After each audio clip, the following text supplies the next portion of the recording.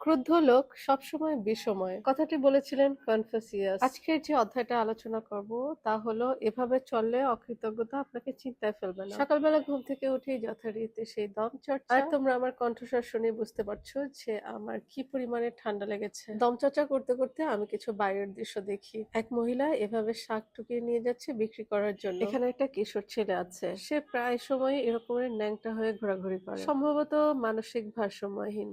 এরপরে দেখো একজন কৃষক কচু ক্ষেতে সুন্দর করে আরো জানি কি কি গাছ লাগাবে সেটার জন্য প্রস্তুতি নিচ্ছে। পাশ দিয়ে হেঁটে চলে গেল দুই মহিলা। যেহেতু প্রচন্ড রকমের ঠান্ডা লেগেছে তাই নিজের গাছ থেকে এরকমের তুলসী পাতা নিয়ে নিলাম। এরপরে আদা, লং, তেজপাতা আর সবকিছু আর তুলসী পাতা একসাথে জাল দিয়ে তারপরে এই যে দেখো এরকম একটা রেমেডি বানিয়েছি। এই রেমেডিটার মধ্যে আমি লেবু দিয়েছিলাম, তবে যথেষ্ট পরিমাণে ঠান্ডা হয়েছিল। তারপর গরম পানির মধ্যে লেবু দিতে হয় না, সেটা তো তোমরা জানোই তাই না?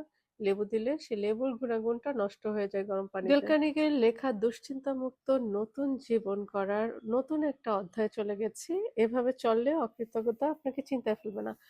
মানে অধ্যায়টা আমি একবার পড়েছি এবং মনে হয়েছে যে প্রতিটা লাইন এত বেশি গুরুত্বপূর্ণ যা বলে বোঝানো যাবে না। ভদ্রলোকের বয়স ছিল প্রায় 60। বীমা প্রতিষ্ঠানের লোকেরা বলেন আমাদের বর্তমানে যা বয়স তার ৮০ বছরের মধ্যে যেটা বাকি থাকে তার ২/৩ আমরা সাধারণত বাঁচি।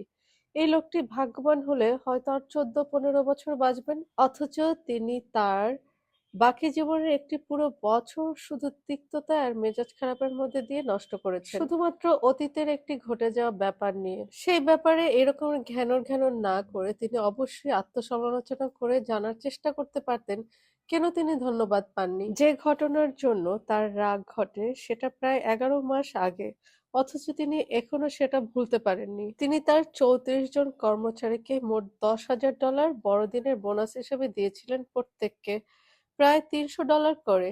এজন্য কেউ তাকে ধন্যবাদও দেয়নি। ভদ্রলোক অভিযোগ করেছিলেন আমি দুঃখিত যে ওদের এত টাকা দিয়েছিলাম। ব্যাপারটা নিয়ে যদি তিনি আত্মসমালোচনা করতে পারতেন তাহলে হয়তো বুঝতে পারতেন কর্মচারীদের তিনি কম মাইনে দিতেন বা বেশি খাটাতেন। হয়তো তারা ভেবেছিল বোনাসটা তারা বড়দিনের উপহার হিসেবে পায়নি, ওটা তাদের পাওনা। হয়তো তিনি সমালোচনা করেন বা তার কাছে সবাই যেতে ভয় পায়, তাই কেউ তাকে ধন্যবাদ জানাতে চায়নি। আবার এটাও হতে পারে তিনি যা বোনাস দিয়েছিলেন বেশিরভাগ টাকাই তার ট্যাক্স দিয়ে চলে যায় বলে। অন্যদিকে এমনও হতে পারে কর্মচারীরা ছিল স্বার্থপর, নিচমনা, অভদ্র। হয়তো এটাই, হয়তোবা অন্য কিছু, আমার তা জানার সুযোগ নেই। তবে ডক্টর স্যামুয়েল জনসনের কথাটা হলো কৃতজ্ঞতা বোধ অনেক কষ্টেরই জাগ্রত হয়, সাধারণ মানুষের মধ্যে সেটা আশা করা বাতুলতা। এভাবে চললে অকৃতজ্ঞতা আপনাকে চিন্তায় ফেলবে না। এটা হচ্ছে প্রথম পর্ব। অধ্যায়টা নিয়ে আর বেশি আলোচনায় যাব না, তাহলে ভিডিওটা অনেক বেশি লম্বা হয়ে যাবে। বাকি কথাগুলো বলবো